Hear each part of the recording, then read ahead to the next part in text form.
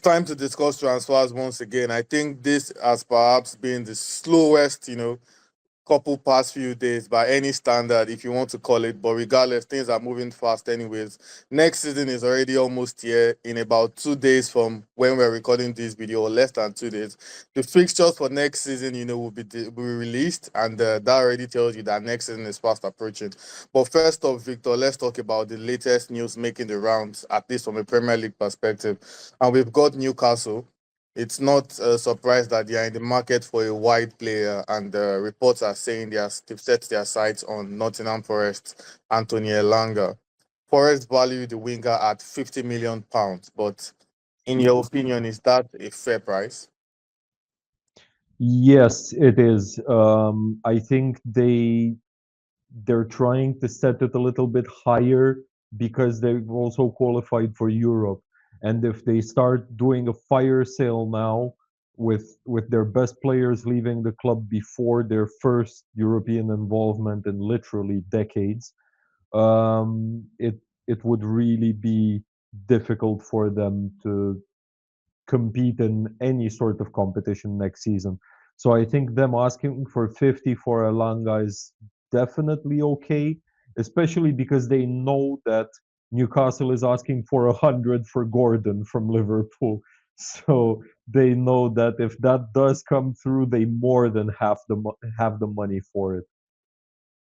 Yeah, fair enough. And Max, over to you. I think it's poetic that Victor is not the one answering this question, because he has mentioned that Arsenal should sign a striker like a billion times, in recent videos. So I'll just ask you this one, Max.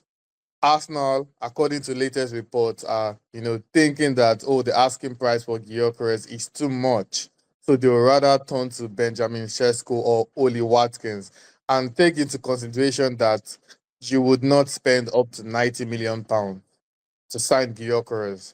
So when you consider everything, do you think that line of thinking from Arsenal makes sense, or is it just another silly excuse? I mean, first of all, Oli Watkins would cost much higher, I guess, because he's a proven Premier League striker, so he's probably about same cost at the moment as Gyökeres, and Šeško is also pretty much costs a lot. So I don't know if you can add, even if you should add 10 or 15 mil, you're definitely signing Gyökeres, not Šeško.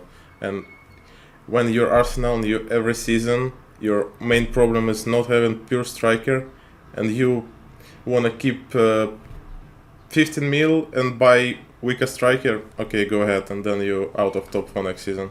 Well, Colade, if you're interested, maybe I can try putting in a good word. Maybe they can drop the price to 50 for Nunez or so.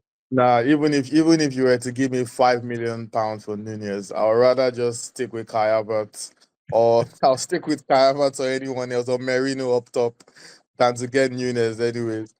But yeah, speaking about yet another forward, Victor, West Ham are exploring a potential move for John Duran, and Fulham and Wolves are also showing interest as well. I think, in my opinion, I think this interest is like a season or two late. But do you think the player still has what it takes to play in the Premier League, especially after spending a season at the Saudi Pro League? Yeah, I don't think you forget how to kick a ball if you play for a season in Saudi. Um, the problem here is expectation, like it's not like he was an undisputed starter for Villa before he left and he was absolutely tearing it up every game. Sure, he had good performances, but it was mostly off the bench. If West Ham bring him in, they will expect him to be a starter. Does he have the performance levels and the fitness levels in general to be a starter game after game, week in, week out in the Prem? I don't think so. He hasn't shown that with Villa. But Yeah. if you can, as a club, if you can manage your expectations and bring him in to kind of, not to say play a bit part role, but to be there to kind of guarantee you maybe 8 to 10 goals a season, sure, why not? Yeah, fair enough. And moving on, Max. This one is about Real Madrid and Liverpool. I'm sure Liverpool fans must hate hearing that name, Real Madrid, at the moment because of what happened with Trent. But let's talk about Real Madrid and the strategy they've been using for a while. They have this strategy where they target superstar players nearing their final contract, and then they try to sign them, on a free transfer and offer them mega wages and sign on bonuses and whatnot. They did it for Kylian Mbappe, it worked. They did it for Trent, it worked. And now the latest is that they are targeting yet another Liverpool player in Ibrahim Konate. In your opinion, should Liverpool fans be worried about this? Konate has 1 year left on his contract, by the way. Yeah, depends if he's already learning Spanish. You should definitely ask him about it. To But check his I, Duolingo history then. yeah, I mean, if I'm a Liverpool manager, at some point we should try to resign him this summer. And if he's not resigning, we should probably even sell him, because we all heard what his agent said. It was at Twente, I guess. He said that, yeah, there are some rumors about Real Madrid, but currently I'm Liverpool player and I'm sticking here. So it sounds like he's not pretty confident about him staying. So if you couldn't resign him, you should probably sell him at least for something and not let him leave like Trendy. Yeah, Victor, you agree with that? I am sick to death of Liverpool letting players go on a free, for crying out loud. It's happened so many times in the last decade that it's just become a running joke.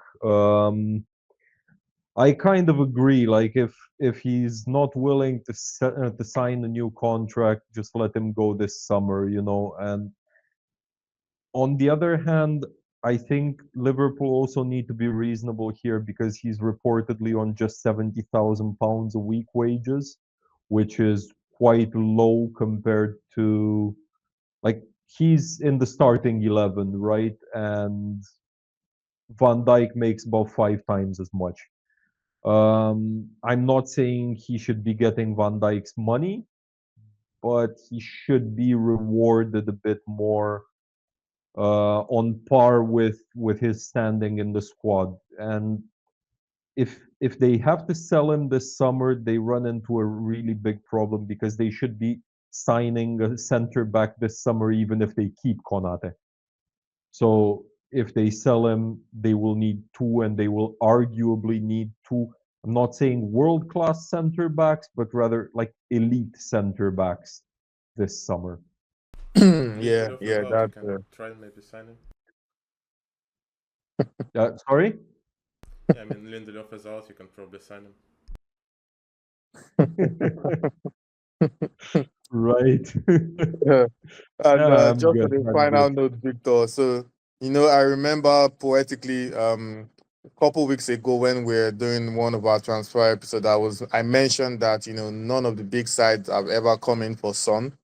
And I don't know, maybe they got wind of that video because now Son is reportedly, a target for several clubs and could be on his way out of, Spurs this summer. In fact, he has held talks with Jose Mourinho over a move to Fenerbahce if reports are to be believed. And, Spurs could ask for up to £25 million, to let him go.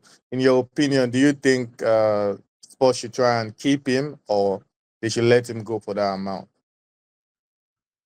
Oof. This is such a tough one, because the money for for a player in his situation, and his legs are obviously gone. Um, it's bordering on tempting, 25 mil for a player in this situation is not a bad deal. I doubt that a Turkish team is going to be affording that. So I think 25 mil is a bit off the mark in the report. It's probably between 15 and 20 rather, but I don't know whether I were in Spurs owner's shoes, whether I would sell him. I would say probably not. You need the leadership. You need the continuance of excellence, at least at Spurs level, that he would bring, and I think it would be a maybe not the best decision, not necessarily an outright terrible one, but maybe not the best decision to sell him. Yeah, yeah, fair enough. I think everything you said makes sense. I mean, the only thing I will add is that, yeah, 20 20 to 25 million is really not a bad price. But the question is, even with his legs, gone and all that, would you get a winger for that price that would give you what Son can still give you as a whole? I still don't think so. So I don't know. I know. It's just I think the focus of their attack is going to be switching to the right side anyway in the coming Yeah, season. Whether Mbumo comes in or not,